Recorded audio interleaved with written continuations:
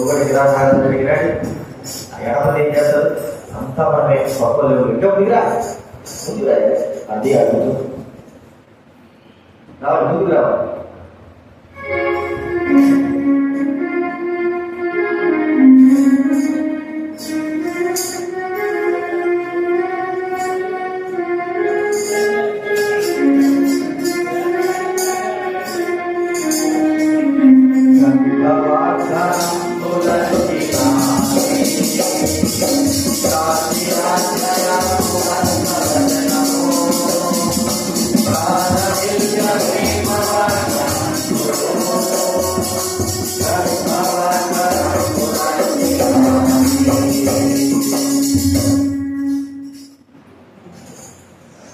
బస్సులో కూర్చుంటేనే పనులు వస్తారు. ఇది అదే పనులు అదే మీరు ఇక్కడ ఇవాళ కాదుగా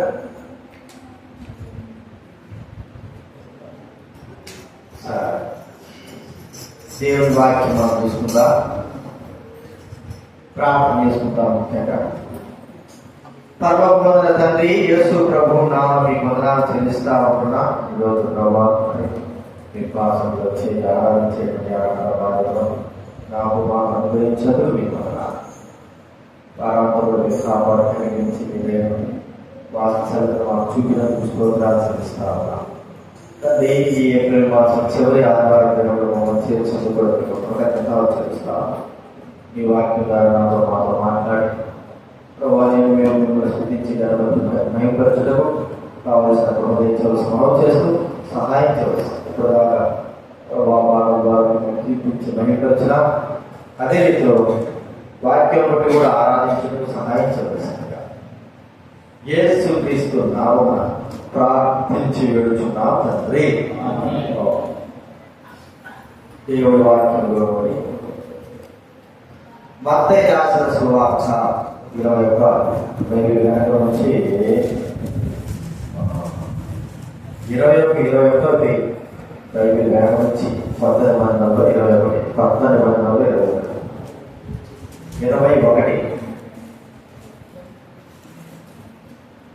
మత్తయి దగ్గర నుంచి 21 మత్తయి ఇక అది పెట్టి తాడు పెట్టింది. ఆ తాడు చూసుకో అక్కడ నుంచి చూసుకో 21 పేజీ 21వ అధ్యాయము 15వ వచనం 16వ వచనం అందరం చదువుతా. మత్తయి సువార్త 21వ అధ్యాయం 15వ వచనం. కాగా ప్రధాన యాజకులను శాస్త్రులను ఆయన చేసిన విత్తరణను దావీదు కుమారునికి దేవుడు అని దేవాలయంలో కేకలు వేయుచున్న చిన్న పిల్లలను చూసి కోపంతో పడి మీరు చెబుతున్నది వినుచున్నారా అని ఆయన అడిగింది. యేసు వినుచున్నాను, బాలుడు ఎక్కయో చంటి పిల్లల ఎక్కయో నోట స్తోత్రం సిద్ధింపజేసి తిని ఇవి అనే మాట మీరెన్నడూ చదవలేదా అని వారితో చెప్పి. అలాగే లూకా రాసిన సువార్త 19వ అధ్యాయం. లూకా రాసిన సువార్త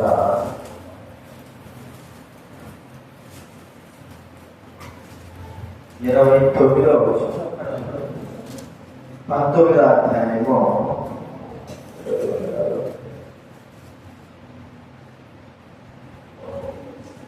35 నుంచి 40 వరకు. లూకా రాసిన సువార్త 19వ అధ్యాయం 35 నుంచి 40 వరకు అందరం చదువుతున్నాం. లూకా బైబిల్ 72 పేజీ నెంబర్ 72 చూసుకో. రోజు పుస్తకం అలవాటు అయిపోతుంది. 72 లూకా రాసిన సువార్త 19వ అధ్యాయము 38 నుంచి 40 వచనాల వరకు మనం అందరం కలిసి చదువుతున్నాం. ప్రభువు పేరట వచ్చు రాజు స్తుతింపబడును గాక. పరలోకమందు సమాధానము సర్వోన్నతమైన స్థలంలో మహిమలు కలుగును గాక అని తాము చూచిన అద్భుతములన్నింటిని గురించి మహాశబ్దంతో దేవుని స్తోత్రము చేశాయి. 39 ఆ సమూహంలో ఉన్న కొందరు మనుషులు కూడా ఈ శిష్యుడు గద్దింపుని ఆయనతో చెప్పగా ఆయన వాడిని చూచి వీరు ఊరకొట్టినట్లా ఈ రాళ్ళు కేకలు వేయనని మీతో చెప్పుచున్నాను. ఈ సందర్భంలో బాగా యేసు ప్రభువారు బేతనియా బేతబడి అనేటువంటి ప్రాంతంలో ఆయనను మరి గాడి మీద ఎక్కించి తీసుకువెళ్తారు. ఆయనే చెప్పాడు, అక్కడ బేతనియాలో మరి ఒక ఇంటి దగ్గర బయట గాడి పిల్ల కట్టబడి ఉండాలి, దాన్ని తీసుకురండి. గాడి పిల్ల నేను దాని మీద కూర్చోవాలా, అది ప్రభువుకు కావలసినదని చెప్పినప్పుడు ఆయన శిష్యులు వెళ్ళారు, అన్నట్టుగా కనుగొన్నారు. కనుగొని మరి ఆ యొక్క గాడి తీసుకొస్తే వారి పైన బట్టలు పరిచారు. బట్టలు పరిచి ఏం చేస్తున్నారు, మరి యేసు ప్రభువుని ఎక్కించి ఊరేగిస్తున్నారు. మరి గాడిద పిల్ల, ఒకవేళ ఆ గాడిద కచ్చర గాడిద ఉంటుందా లేదా మామూలు గాడిద ఉంటుందో తెలియదు, కానీ మొత్తం మాత్రం ఇంటి ఎదుట కట్టబడింది ఒక గాడి. మరి ఇది అంతా కూడా ఆయన యొక్క ప్రవచనం నెరవేరు.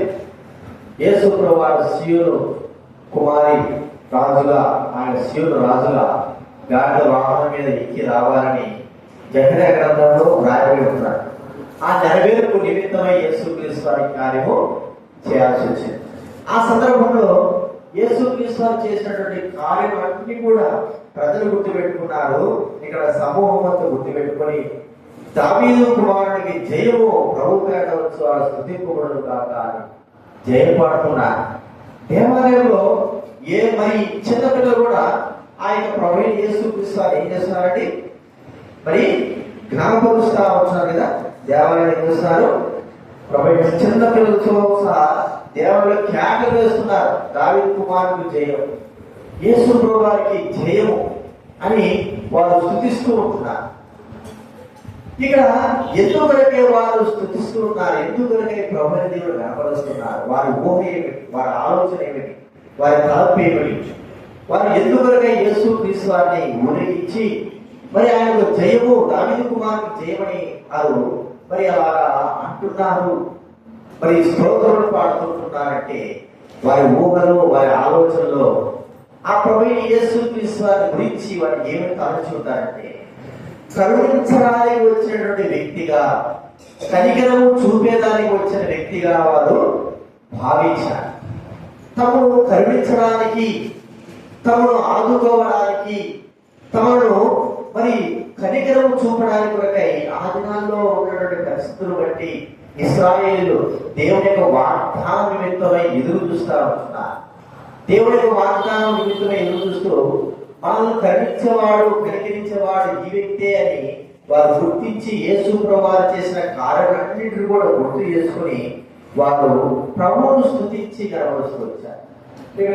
నిజంగానే ప్రభుని దేవుడు మనల్ని కరుణించడానికి, మన పైన కరుణను, దయను, జాలిని చూపడానికి వచ్చినటువంటి ఒక మంచి సమరయుడుగా మనం చూస్తాం. ఒక మంచి సమరయుడు మరి వారి యొక్క ఎరుకో పట్టణానికి వెళ్తున్నటువంటి ఒక వ్యక్తి పట్టబడి, చూడండి మానది లూకా సువార్తలోనే 10వ అధ్యాయం, లూకా రాసిన సువార్త 10వ అధ్యాయం 34వ వచనం, 30 చదవండి. లూకా రాసిన సువార్త 10వ అధ్యాయము 30వ వచనం. అందుకు యేసు ఇట్లనెను, ఒక మనుషుడు యెరూషలేము నుండి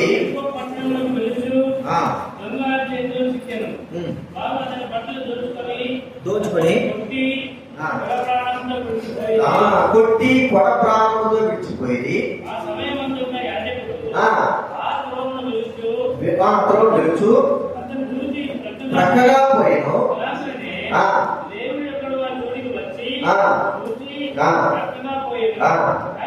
అయితే ఒక సమరయుడు ప్రయాణమైపోవచ్చు అతన్ని చూచి అతని మీద జాలిపడి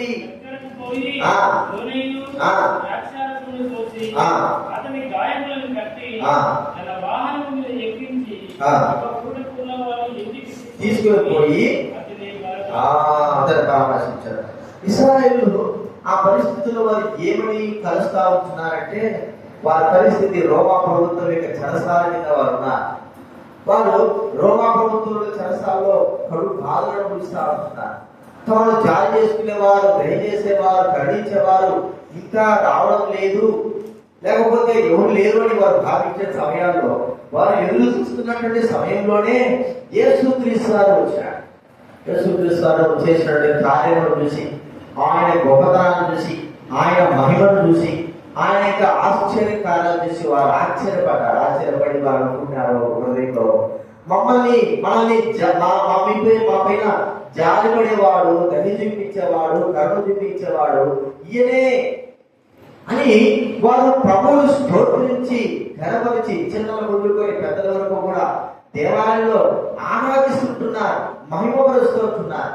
ఎనిమిది ప్రభు యేసుక్రీస్తు వారు ఈ లోకంలోకి ఆయన వచ్చింది మానవులైన మన విషయమై జాలి, దయ, కరుణ చూపడానికి కొరకై, మనల్ని ప్రేమించడానికి కొరకై, మనల్ని ఆదరించడానికి కొరకై ఈ లోకంలోకి వచ్చి ఉంటున్నాడు ప్రభు యేసుక్రీస్తు వారు. లోకంలో ఉన్నటువంటి పాపంతో వారు సతమతమైపోతున్నప్పుడు, పాపంలో ఉన్న మరొకటి పై ఎవరు కూడా జాలి చూడని స్థితిలో ఉన్నప్పుడు, మానవుడి జన్మ అతి భయంకరంగా పాపమును వచ్చి నశించిపోతున్నప్పుడు మానవుని రక్షించడానికి, మానవులపై జాలి చూపడానికి వచ్చినాడు యేసుక్రీస్తు. వారు హృదయాలనే తలంచారు. వారు హృదయాలనే తలంచి ప్రభువును వారు స్తుతిస్తున్నారు, కనపరుస్తున్నారు. దావీదు కుమారునికి జయమో, మా పైన కరుణ, దయ, జాలి చూపించడానికి వచ్చేటువంటి ఆ పరమదేవుని యొక్క కుమారునికి జయము అని వారు మరి స్తోత్రించి ఆరాధిస్తున్నారు. ఇది నా కూడా మా ప్రభుని స్తుతించాలి. యేసుక్రీస్తు వారి హృదయాల్లో ఇలాంటి ఆలోచన పుట్టింది. మన మీద జాలి చూపడానికి వచ్చాడు, కరుణ చూపడానికి వచ్చాడు, దయ చూపడానికి వచ్చాడు. మన పరిస్థితిని గమనించి ఈ లోకంలో మనకు సహాయం చేయడానికి వచ్చేటువంటి మనిషి కుమారుడైన యేసుక్రీస్తు వారు, దేవుడి కుమారుడు యేసుక్రీస్తు వారిని వారు స్తుతిస్తూ వచ్చారు. అదే మన విషయంలో కూడా ఆయన ప్రభువైన దేవుడు జరిగించుకుంటున్నాడు. మన మీద జాలి, కరుణ, దయ చూపించడానికి లోకంలోకి ప్రభువైన దేవుడు వచ్చి ఉంటున్నాడు, మనం రక్షించడానికి. ఇంకా ఆ ప్రభువైన యేసుని విశ్వాసం వచ్చకపోతే, ఆ దేవుడి మీద మనం నమ్మిక వచ్చకపోతే, ఆ దేవుడి మీద మనం నమ్మిక వచ్చకపోతే మన పరిస్థితి కొట్టబడి చంపబడేటువంటి పరప్రాణంతో ఉన్నటువంటి ఆ యొక్క వ్యక్తి వలె ఉంటుంది.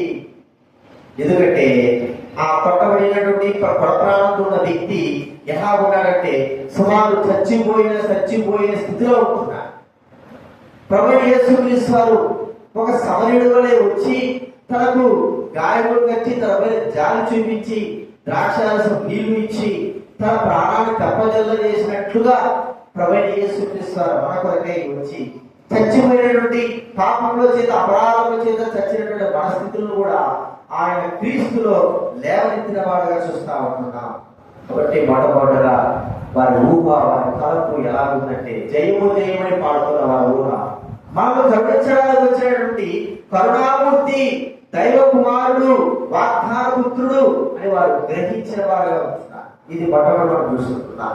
రెండవదిగా వారు ప్రభువును స్తుతించి కనపరచడానికి గల కారణం ఏంటంటే తమ భారములను తీసివేయడానికి కొరకై వచ్చినటువంటి వ్యక్తిగా వారు గుర్తిస్తూ వచ్చారు. తమ భారాన్ని యేసుక్రీస్తు వారు మన భారం ఆయన భరించాడు. చూడండి, బైబిల్ గ్రంథంలో మనం చూస్తా ఉంటే యెషయా గ్రంథం 53 బైబిల్ మధ్యలో నుంచి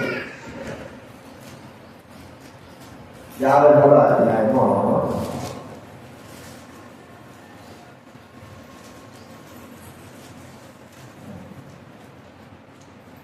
మన భారములను ఆయన భరించాడు.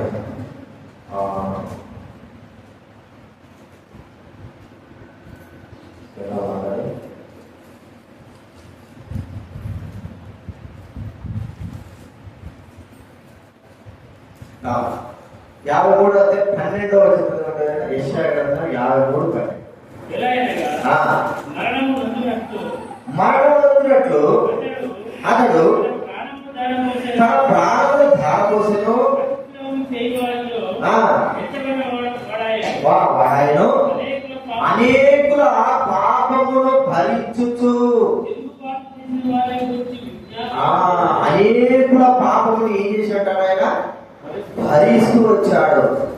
పాప భారాలను భరిస్తూ వచ్చాడు. చూడండి, ఇంకో మాట ఉంది ఆలోచనలో, మనమందరం గొర్రెల త్రోవ తప్పితిమి, మనలో ప్రతివాడును తనకి ఇష్టమైన త్రోవను కలిగిన యెహోవా మనందరి దోషమును అతని మీద మోపెను అనే మాట. అతని మీద మోపెను, భారం భరించెను. ప్రియమైన యేసుక్రీస్తు వారు తమ భారములను మోయడానికి వచ్చినటువంటి వ్యక్తిగా వారు గుర్తిస్తూ వచ్చారు.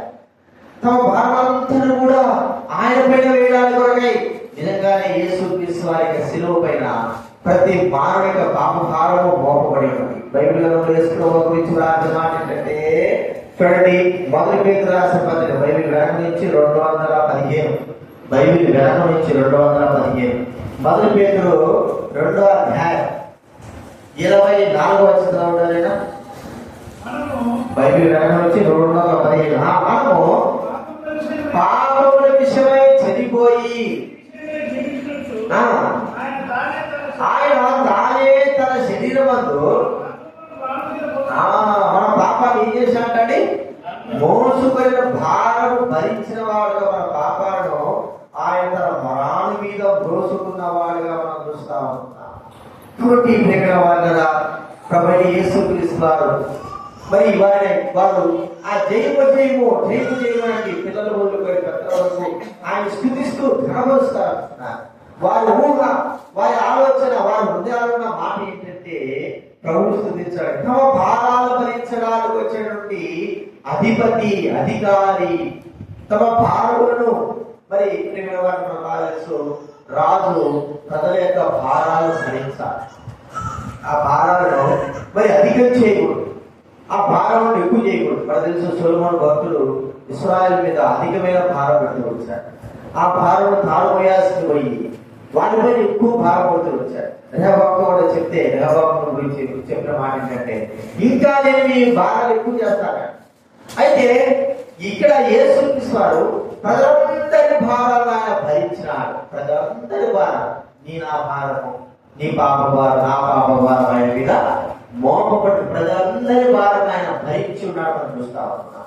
కాబట్టి వారి ఊహలో, వారి ఆలోచనలో ప్రభువు స్థుతించి గణపరచడంలో వాళ్ళు ఆలోచించారంటే మన భారాలు భరించడానికి వచ్చినటువంటి అధికారి, మెస్సియా, రాజు మనం చూస్తాం. నిజంగానే యేసుక్రీస్తు వారు అధికారిగా, మెస్సియాగా, రాజుగా మనందరి పాప భారం ఆయన పైన మోసాడు.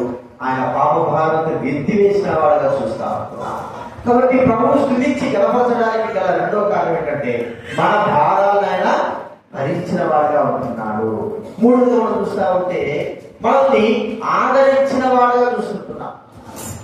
ఆదరించిన వాడు అంటే శ్రమలో, కష్టాలలో ఉంటున్న మన విషయమై ఆదరణ కలిగించిన వాడుగా. చూడండి, 2వ కొరింథీ రాసిన పత్రిక 1వ అధ్యాయం, 2వ కొరింథీ రాసిన పత్రిక 1వ అధ్యాయం 4వ వచనం దయచేస్తున్నామని. 2వ కొరింథీ బైబిల్ వెనక నుంచి 158, 159,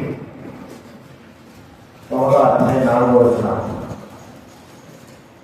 చదవండి. 2వ కొరింథీ 1వ అధ్యాయం 4వ వచనం. దేవుడు మమ్మను ఏ ఆదరణతో ఆదరించుతున్నాడో ఆ ఆదరణతో ఎట్టి శ్రమలో ఉన్న వారిని ఆదరించుటకు శక్తి గల వారు ఉన్నట్లు ఆయన మా సమర్థంలో మమ్మను ఆదరించుతున్నాడు. ఏమిటండి? దేవుడు మమ్మను ఏ ఆదరణతో, ఎలాంటి ఆదరణ? మరి భారంతో, మరి కష్టములతో, శ్రమలతో, ఏ పరిస్థితుల్లో, దిక్కుతోచని పరిస్థితుల్లో వారు ఆదరణ లేక పట్టబడినటువంటి వారుగా ఉంటున్నారు. ఎవరు కూడా తమకు సహాయం చేయలేని వారుగా. రోమా ప్రభుత్వం వారి పైన ఉక్కు పాదం వలె, ఇనుప పాదం వలె వారి పైన ఉంచుతూ వారందరినీ కూడా మరి అణిచివేసిన వారు, ఇశ్రాయేలు అణిచివేసిన వారుగా చూస్తా ఉంటారు. వారు మరి చెరసాలలో కానీ, మరి దాసత్వంలో కానీ ఏడుస్తూ బాధలతో ఉంటున్నప్పుడు వారిని ఆదరించే వారు ఎవరు లేరు. అందరూ ఏడుపుతూ ఉన్నవారే. వారిని ఆదరించగలిగినటువంటి, వారి దుఃఖాన్ని తీసివేసేటువంటి వ్యక్తులు ఎవరు కనబడడం లేదు. కేవలము ప్రభువైన యేసుక్రీస్తు వారు రావడము వారు గుర్తించినారు. వారు గుర్తించి తమ హృదయంలో ఉన్నటువంటి గొప్ప దుఃఖ భారాన్ని తొలగించగలిగేటువంటి వ్యక్తి ఎవరు? యేసుక్రీస్తు వారే. వారు ప్రభువును తీసుకొచ్చారు. ఎంత ఆదరణ! ఆయన యేసుక్రీస్తు వారు జీవించిన దినాల్లో మరి ఆయన విధవరాలు కుమారుడు చనిపోతే మరి విధవరాలు ఏం చేశాడు? ఆయన ఆదరించాడు. అమ్మ నువ్వు ఏడవద్దు, ఆమె దుఃఖమును పోగొట్టాడు. లాజరు చనిపోతే మరియ మాత యొక్క వారిని ఏం చేశాడు? ఆయన లాజరు బ్రతికించి వారికి ఎంతో ఆదరణ కలిగించి. యాయిరు కుమార్తె చనిపోతే వారు తల్లిదండ్రులు లేని వారు ఎంతో దుఃఖంలో ఉన్నారు. వారు దుఃఖంలో ఉంటే యేసుక్రీస్తు వారు వెళ్ళి అక్కడ ఆ చిన్నమ్మాయిని బతికించి ఆ కుటుంబాన్ని ఎంతో ఆదరణ కలిగించాడు. ఇలాగా ఎన్నో విధాలుగా ఎన్నో అనేకమైన హృదయాలకి నెమ్మదిని ఆదరణను కలిగించిన వాడు ప్రభు యేసుక్రీస్తు వారు. వాళ్ళు ఆలోచించారు, తమ జీవితంలో మరి ఆదరణ కలిగించే వ్యక్తి ఒకడు వచ్చాడు, తమకు సహాయం చేసే వ్యక్తి ఒకడు వచ్చాడని వారు ప్రభువును స్తుతిస్తూ కనపరుస్తూ వచ్చారు. నిజమే. మన జీవితాల్లో కూడా దుఃఖంలో, బాధలో, కడు శ్రమలో, కడు బాధలో ఉన్నప్పుడు మనల్ని ఆదరించిన వాడు దైవ వాక్యం ద్వారా, దేవుడి మాట ద్వారా, దేవుడి స్వరం ద్వారా మన దుఃఖాన్ని పోగొట్టిన వాడు ప్రభువైన దేవుడే యేసుక్రీస్తు వారు. కాబట్టి ఇది దుఃఖంలో, బాధలో, కడు శ్రమలో ఉంటున్న మనకు యేసుక్రీస్తు వారి యొక్క మాట ఆదరణకు కారణమవుతూ వచ్చింది. ఎవరైనా ఇంట్లో మరి మరణం ఉందనుకోండి, చనిపోయినారు, వాళ్ళ ఇంటికాడికి వెళ్ళి మనం నవ్వం, లేకపోతే వాళ్ళ ఇంటికాడికి వెళ్ళి ఎందుకు జరిగింది అంటే ఏమో దగ్గరికి వెళ్ళి వారిని ఆదరించడానికి జరిగిపోయింది ఏం చేస్తాము, దేవుడు మనకు కూడా సహాయం చేస్తాడు, మీరు భయపడద్దు, బాధపడద్దు అని వారిని మనం దగ్గరికి వెళ్ళి ఆదరిస్తాం. మరి ఎన్నో సందర్భాలను చూస్తూ వచ్చారు. అయితే ఆత్మ సంబంధంగా మన జీవితంలో మరి ఆదరణ లేక మన పరిస్థితి చాలా దౌర్భాగ్య స్థితిలో ఉన్నప్పుడు ప్రభు యొక్క మాట, దేవుడి యొక్క వాక్యం మనకెంతో ఆదరణను కలిగించిందిగా చూస్తాం. ఎంతో చూస్తే అపోస్తలుడైన పౌలు ఆ యొక్క పడవలో వెళ్తా ఉంటే ఆ యొక్క తుఫాను చెప్తున్నాడు, చెప్తున్నాడు, అయ్యా మరి తుఫాను వస్తుంది, చాలా కష్టము, వాళ్ళ ప్రాణాలు చాలా కష్టము, మీరు జాగ్రత్త వద్దు పోవద్దంటే మరి ప్రజలు అక్కడున్న లోపల ఉన్న వారందరూ కూడా ఎట్లా మాట్లాడుతున్నారు, ఎవరు కూడా తను మాట్లాడడం లేదు. తన బాధగా ఉంది, ఏం జరుగుతారు, ఏం కదో అని అర్థం కావడం పరిస్థితి ఉన్నటువంటి వారు కూడా ఏ పరిస్థితి అర్థం కావడం లేదు. ఆ తుఫాను వలన వారెంతో భయభీతులతో ఉన్నారు. అయితే రాత్రి సమయంలో దేవుడుగా ఆ యొక్క పౌరులకు కనబడి చెప్పిన మాట, నువ్వేం భయపడచ్చు, నువ్వు రూపా కదా అని అక్కడ సాక్షి చెప్పాలి. ఆ మాట తనకి ఎంత ఆదరణ ఇచ్చింది, దేవుడి యొక్క మాట తనకు ఎంతో ఆదరణ ఇచ్చింది కాబట్టి చూస్తా ఉన్నా. కాబట్టి ప్రేమ వారు యేసుక్రీస్తు వారు ఈ లోకంలోకి వచ్చి ఆయన ప్రజలతో స్తుతింపబడుతున్నప్పుడు ప్రజల యొక్క హృదయాల్లో ఉన్న మాట ఏంటంటే ఆ ఆలోచన, మనల్ని, మన హృదయాలను, మన కుటుంబాలను ఆదరించడానికి వచ్చేటువంటి ఆదరణకర్త. వారు గుర్తించారు, వారు ఆలోచించారు, ఈయనే మనం ఆదరిస్తాడు, ఈయనే మన శ్రమల్లో కష్టాల్లో సహాయపడతాడు, ఈయన మన దుఃఖాలను కన్నీటిని తొలగిస్తాడు. మరి వారికి ఒక ధైర్యం, మనోధైర్యం వచ్చింది. ప్రియమైన వారలారా, ఆ ధైర్యము వారి జీవితానికి ఎంతో ఆదరణాన్ని ఇచ్చిందిగా మనం చూస్తా ఉంటాం. అంత మాత్రమేనా, వారు ప్రభువును స్తుతించి గణపతి మహిమపరచడానికి పిల్లలు పెద్దలు మహిమపరచడానికి కారణం ఏంటంటే బానిసత్వము చెరసాల నుంచి విడిపిస్తాడు. మన బాగా తెలుసు, రోమా ప్రభుత్వంలో వారు బానిసులుగా ఉన్నారు. వారు అడిగారు, ప్రభు మరి ఈ దినానికి మళ్ళా నువ్వు చూడండి మాట ఉంది, అపోస్తల కార్యం 1వ అధ్యాయం. అప్పుడు బైబిల్ వెనక నుంచి 103వ పేజీ, అపోస్తల కార్యం 1వ అధ్యాయం. 6వ చదవగా ప్రభువా ఈ కాలంలో ఇశ్రాయేలుకు రాజ్యము మరలా అనుగ్రహించదవా అని ఆయనను అడుగుగా. ఈ కాలంలో ఇశ్రాయేలు రాజ్యంలో మరలా అనుగ్రహిస్తావా? మేము బానిసత్వంలో చెరసాలలో ఉన్నాం. అప్పుడు వారికి ఎవరు కూడా రాజు లేడు. వారందరూ కూడా యేసు ప్రభువు రాజు చేసుకొని ఆ యొక్క బానిసత్వం నుంచి విడుదల పొందాలని ఆశించినట్టుగా మనకు కనబడతారు. చూడండి, యోహాను సువార్త 6వ అధ్యాయం యోహాను సువార్త 6వ అధ్యాయం 15వ వచనం. బైబిల్ గ్రంథం నుంచి 55వ పేజీ. 6వ అధ్యాయం 15వ వచనం. 85వ పేజీ చూడండి. 6:15. బలవంతముగా పట్టుకోబోతున్నారు యేసుకి రాజుగా చేయుటకు వారు వచ్చి తను బలవంతంగా పట్టుకోవాలనుకుంటున్నారు. అంటే రాజుగా తీసుకోవాలి, రాజుగా తీసుకుంటే మాకు రాజు ఉన్నాడు, మీరు రోమ ప్రభుత్వం మాకేం అవసరం లేదు, వారి మీద మేము ఉండము, మా రాజు మాకు సహాయం చేస్తాడు అన్నట్లుగా వారు భావించారు. అనగా వారిని ఆ బానిసత్వం నుండి చెరసాల నుంచి విడిపించడానికి వచ్చినటువంటి రాజు అని వారు గుర్తిస్తూ వచ్చారు. హృదయంలో ఉన్నది. మరి దావీదు కుమారుడు జయమని వారు ఖర్జూర పంటలు చేతపట్టుకొని ఆ యేసు క్రీస్తు వారిని ఊరేగిస్తూ ప్రభువును స్తుతిస్తూ మహిమపరుస్తూ వచ్చారు. వారి హృదయాల్లో ఉన్నది ఏంటంటే తమను ఏం చేస్తున్నాడు, బానిసత్వం నుండి చెరసాల నుండి విడిపించడానికి వచ్చినటువంటి రాజులను భావిస్తూ వచ్చారు. నిజంగానే మన జీవితంలో కూడా మనల్ని సాతానిక హస్తాల నుంచి, లోకం యొక్క పాపం నుంచి, ఆ లోకం యొక్క అధికారుల నాదుల నుండి విడిపించడానికి వచ్చినటువంటి విమోచనకర్త. మనందరం ఏం చేశాడు ఆయన? సాతాను నుంచి, లోకం నుంచి, పాపం నుంచి, అన్నిటి నుంచి, బానిసత్వం నుంచి ఏం చేశాడు ఆయన? విడిపించాడు. నిజంగా ఈయన మనకు రాజు. ప్రేమిన వాళ్ళు ఊహించారు, కానీ మనకైతే నిజంగానే జరిగించిన వాళ్ళగా చూస్తాం. కాబట్టి ప్రేమిన వాళ్ళ బానిసత్వపు చెరసాల నుంచి మనం విడుదల చేసి మనం ఏం చేశాడు? ఇప్పుడైనా స్వతంత్రులుగా చేశాడు. చూడండి, గలతీ రాసిన పత్రిక 5వ అధ్యాయం 1వ వచనం. గలతీయులకు రాసిన పత్రిక 5వ అధ్యాయం 1వ వచనం. మా బైబిల్ గ్రంథం నుంచి చూడండి. 170 ఈ స్వాతంత్ర్యం అనుగ్రహించి క్రీస్తు మనల్ని స్వతంత్రులుగా చేసి ఉన్నాడు. ఎవరైనా చేసింది? క్రీస్తు మనల్ని స్వతంత్ర యేసు ప్రభువు స్వతంత్రంగా చేశాడు. బైబిల్ గ్రంథం చెప్పే మాట ఏంటంటే పాపం చేయి ప్రతివాడును పాపములకు ఏంటంటే అతడు దాసుడు. పాపం చేయి ప్రతివాడు పాపానికి దాసుడు.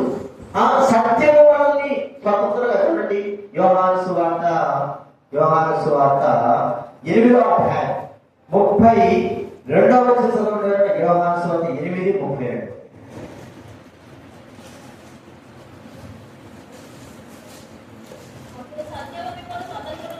అప్పుడు సత్యము మిమ్మల్ని స్వతంత్రులుగా చేయను.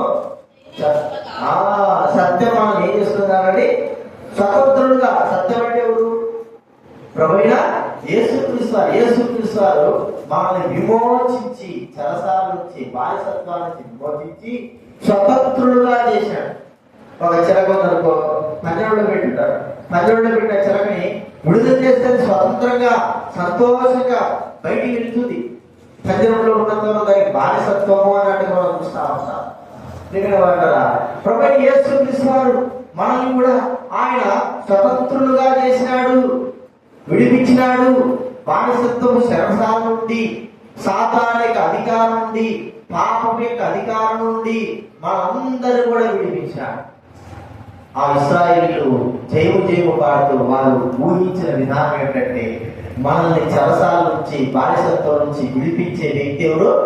ఈయనే అని వారు ప్రభువును స్తుతించి మహింపరిచి గణపరుస్తూ వచ్చారు. కాబట్టి వారు చిన్న మొదలుకొని పెద్దలకు కూడా ప్రభువును స్తుతిస్తున్నారు. ఇది నాన్న మరి మన దావీదు కుమారుడి ఆ ప్రభువైన యేసుక్రీస్తు వారు ఆ గాడిద మీద ఊరేగుతూ తన ప్రవచనాన్ని నెరవేరుస్తూ మనం కరుణించడానికి, మన పైన కరుణ చూపడానికి వచ్చాడని, మనందరి భావనాన్ని భరించడానికి వచ్చాడని మనం గుర్తిస్తూ వచ్చాం.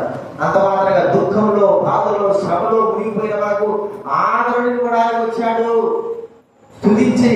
మరి బానిసత్వంలో ఉంటున్న మనల్ని, చెరసాలలో ఉంటున్న మనల్ని, సాతానిక అధికారం ఉన్న మనల్ని యేసుక్రీస్తు వారు విడుదల చేయడానికి వచ్చాడు. ఈ అనుభవంలో మనము ఉండగలిగితే ప్రభువును స్తుతించి కనపరచాలి, ప్రభువును మహింపరచాలి. ప్రభువా నీవు ఈ లోకానికి వచ్చినటువంటి దావీదు కుమారుడివి, మమ్మల్ని విమోచించడానికి, మా పైన కరుణ చూపించి, మా భావన ధరించి మమ్మల్ని ఆదరించడానికి, మరి ఆ యొక్క బానిసత్వం నుంచి విడిపించడానికి, సరసాన్ని విడిపించడానికి వచ్చిన ప్రభువా మీకు స్తోత్రమని మనం ఆరాధించాలి. ఒకవేళ మనము ఇన్ని తెలిసి కూడా ఆరాధన చేయకుండా మౌనంగా నోరు మూసుకొని ఉంటే ఒక దినమున రాళ్ళు కేకలు వేస్తాయి. రాళ్ళు కేకలు వేస్తాయి. అప్పుడు అవమానం, సిగ్గు. ప్రభువు తనకు స్తోత్రం చెల్లించుకోవాలంటే ప్రభు ప్రజల ద్వారా ఏ విధంగానే చెల్లిస్తాడు. మరి చెప్పకోకుండానే లోకంలో ఉన్న పక్షులు కానీ, లోకంలో సృష్టి కానీ ప్రభు స్తుతిస్తుంటున్నారు. ఇంత వాక్యము చదివి ఇంతగా ప్రభు యొక్క మాటలు, ప్రభు యొక్క గొప్పతనాలను గుర్తించినప్పటికీ కూడా మనం ఆరాధించుకోకుండా ఉన్నామంటే, మనం మౌనంగా ఉన్నామంటే ప్రభు మనకి ఏం చేశాడని ఆలోచన. కాబట్టి ప్రేమ ఆ గొప్ప రాదు దేవుడు మరి యేసుక్రీస్తు వారి గడ్డ మీద ఊరేగుతూ ఉంటే, వారి హృదయాల్లో వచ్చిన ఆలోచన, వారి తలపుల్లో వచ్చిన ఆలోచన తమను కరుణించడానికి వచ్చాడని, తమను తమ యొక్క పాపములను భరించడానికి వచ్చాడని, మరి శ్రమలో కష్టాల్లో ఉన్న వారికి ఆదరణ కలిగించడానికి వచ్చాడని, అంత మాత్రం కాదు వారి రోమా ప్రభుత్వం నుంచి విడుదల కలిగేయడానికి వచ్చాడని వారు భావించి యేసుక్రీస్తు వారి రాజుగా, మెస్సియాగా, దేవుడుగా వారు గుర్తించి ప్రభువును స్తుతిస్తూ వచ్చారు. ఇది మనం అదే చేయాలి. ఈ రోజు అదే చేయాలి. ప్రభువా మమ్మల్ని కరుణించడానికి వచ్చిన దేవుడు, మా పాపాలను భరించడానికి వచ్చిన దేవుడు, మమ్మల్ని ఆదరించడానికి వచ్చిన దేవుడు. అంత మాత్రం కాదు, పాపం బానిసత్వంలో, సాతాను బానిసత్వంలో మమ్మల్ని అందరూ కూడా విడిపించడానికి వచ్చినటువంటి మహారాజు ప్రభువా నీవు అని ప్రభువు మనం స్తుతించి గణపరిచి మా యొక్క ఈ విషయాన్ని జ్ఞాపకం ఆరాధనలో ప్రవేశిస్తాం. దయచేసి లేచి మాట